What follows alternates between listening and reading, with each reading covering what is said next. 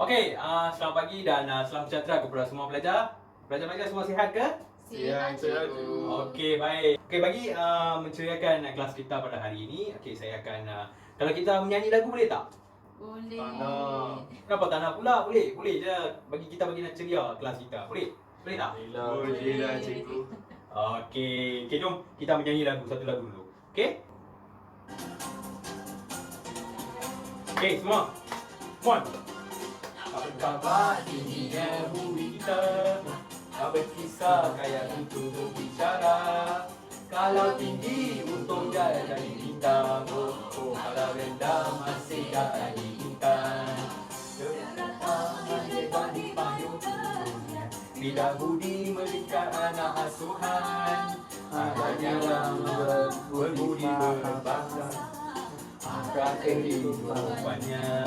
Okey, sebenarnya nyanyian lagu kita pada hari ini sebenarnya ada kaitan dengan topik pembelajaran kita pada hari ini.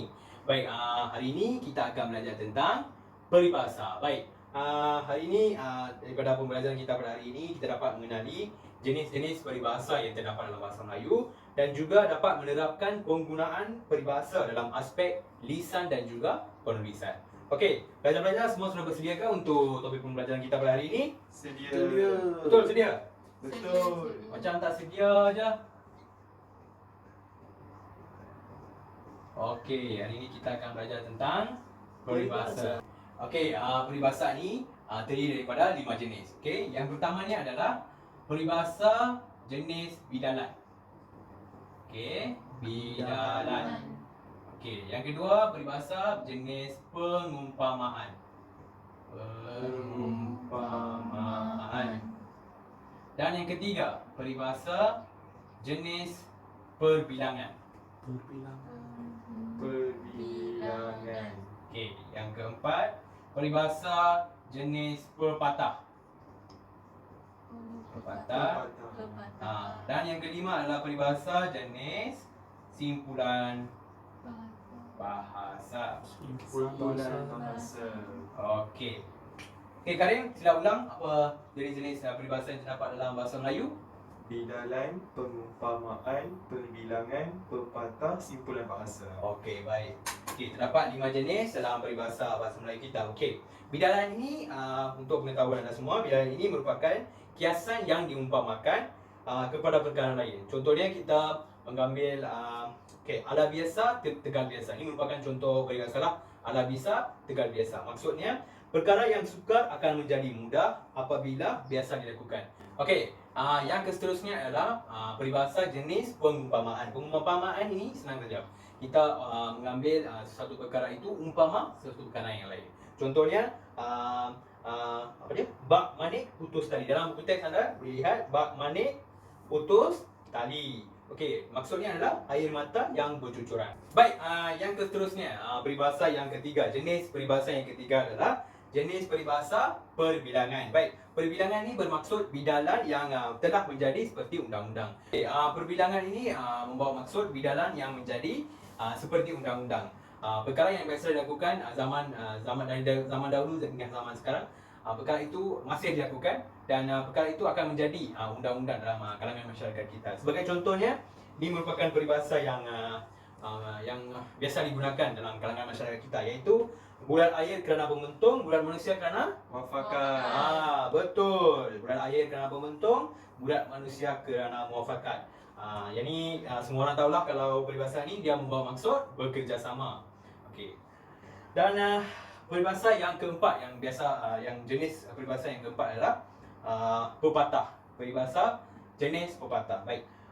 Pepatah ni tidak banyak beza daripada bidalan. Bidalan sama dengan jenis bidalan tadi.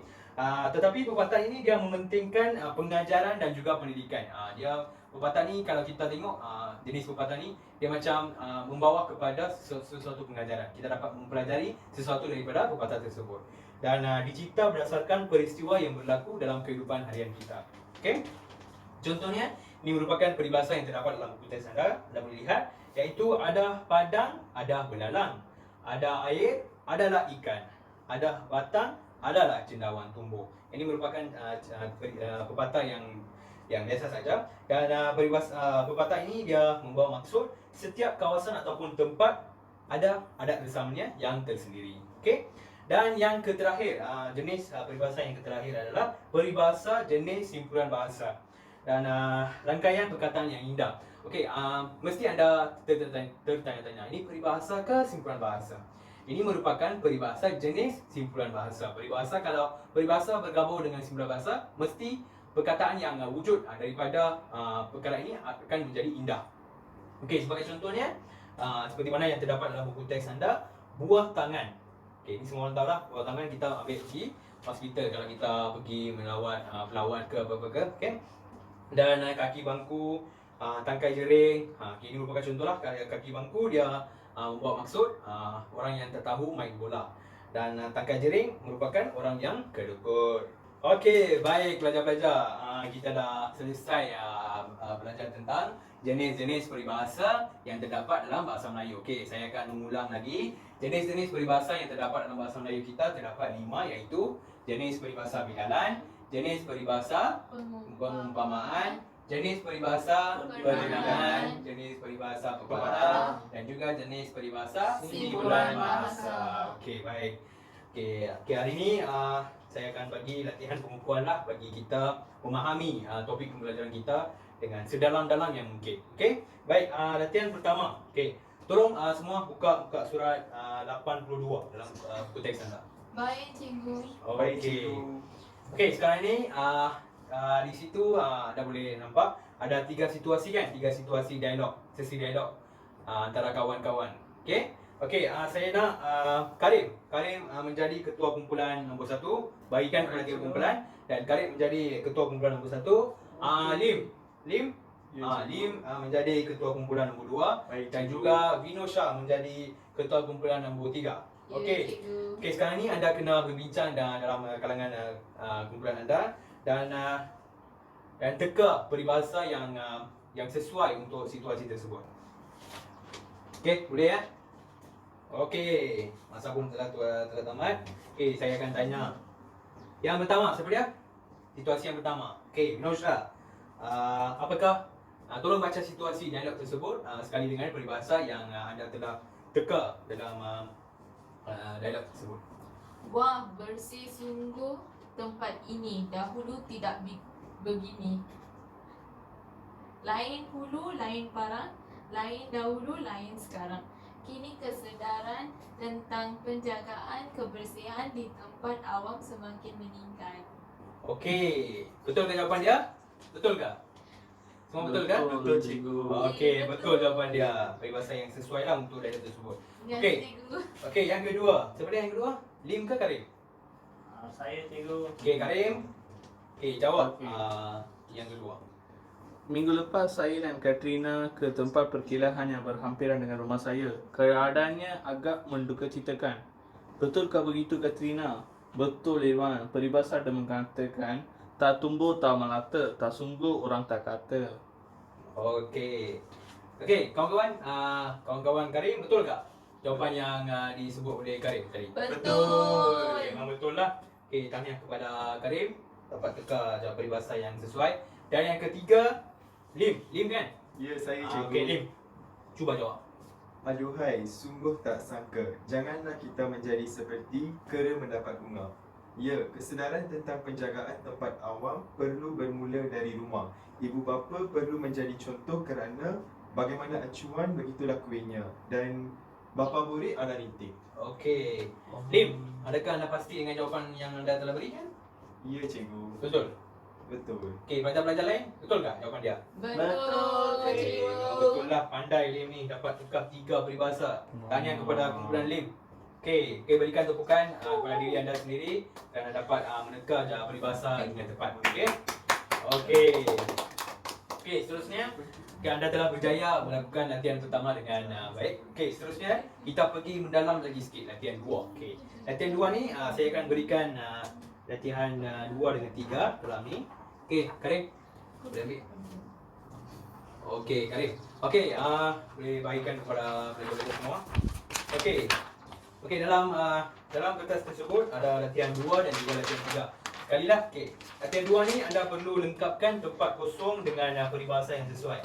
Okey, dalam latihan 2 tu tersebut tiga soalan dan anda perlu melengkapkanlah tempat kosong itu dengan peribahasa yang sesuai. Okey, masa pun telah tamat. Okey, semua sudah tersedia ke untuk jawapan latihan 2 dengan latihan 3? Semua sedia ke? Sedia, Sudah. cikgu. Okey, yang pertama latihan 2. Okey, saya nak nombor 1.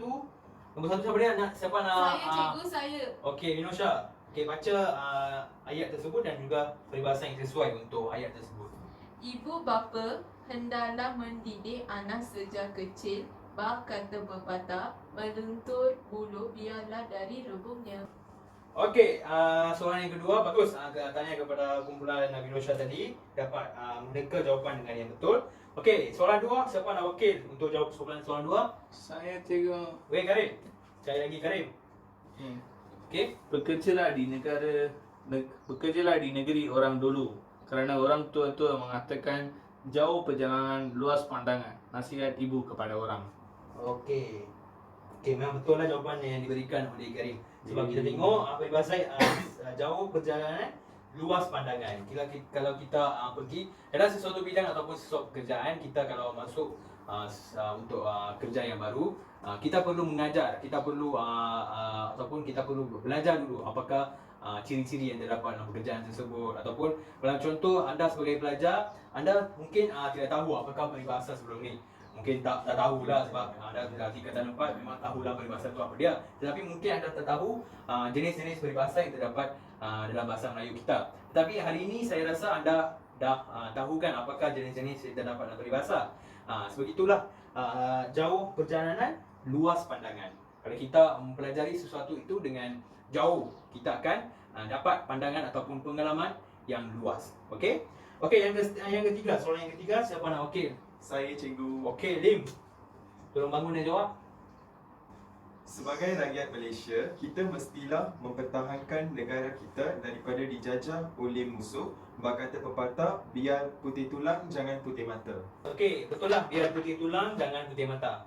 Okey, kita ni kalau kita tak dapat apa yang kita diidam, lebih baik kita mati. Maksudnya macam itulah. Okey, anda sebagai pelajar-pelajar pun kena praktikan peribahasa ini dalam kehidupan sehari-hari anda. Cikgu, saya ada satu soalan Okey. cikgu. Ya, bagus. Tanya. Peribahasa yang ketiga tadi cikgu, yang Ya. jenis yang mana yang cikgu? Okey, peribahasa yang ketiga tadi. Ya. Biar putih tulang, jangan putih mata. Okey, biar putih tulang, jangan putih mata. Okey, peribahasa yang sesuai, jenis peribahasa yang sesuai ni adalah bidalan. Kenapa saya kata bidalan? Kenapa Sebab cikgu? bidal kita akan mengumpamakan sesuatu perkara dengan sesuatu perkara yang lain. Contohnya tadi saya beritahu contoh bidalan iaitu ala bisa tegar biasa. Perkara yang sukar akan menjadi mudah apabila biasa dilakukan. Macam itulah, biar putih tulang, jangan putih mata. Maksudnya lebih baik mati daripada tidak dapat apa yang diidamkan. Okey, baik, kita sudah pun mencecah ke penghujung kelas kita pada hari ini. Baik, sebelum kita mengakhiri kelas kita pada hari ini, saya ingin merumuskan baliklah apa yang kita belajar pada hari ini. Sebab peribahasa ini merupakan tajuk yang penting dan mungkin akan mungkinlah memang akan masuk dalam peperiksaan nanti. Okey. Jadi saya mengulang sekali lagi lah. Okey, peribahasa ini terdapat 5 jenis iaitu bidalan, pengumpamaan, perbilangan, pepatah dan juga simpulan bahasa. Jadi saya rasa anda semua telah dapat tahu apakah jenis-jenis yang terdapat, jenis-jenis peribahasa yang terdapat dalam bahasa Melayu kita. Okey, baik, sebelum kita mengakhiri kelas kita pada hari ini, saya ingin memberikan latihan pengukuhan lah. Ini sebagai latihan untuk mengukuhkan apa yang kita belajar pada hari ini. Okey, dan saya rasa anda semua boleh menjawab soalan ni lah. Dan esok kita akan periksa jawapan yang kita terima. Okey, Karim boleh edarkan dekat kawan-kawan anda semua. Okey, baik pelajar-pelajar, saya rasa itu sahaja daripada saya untuk hari ini. Dan sekian terima kasihlah untuk anda semua sebab dapat mempelajari tajuk kita pada hari ini. Okey, sekian terima kasih. Terima kasih cikgu. Okey.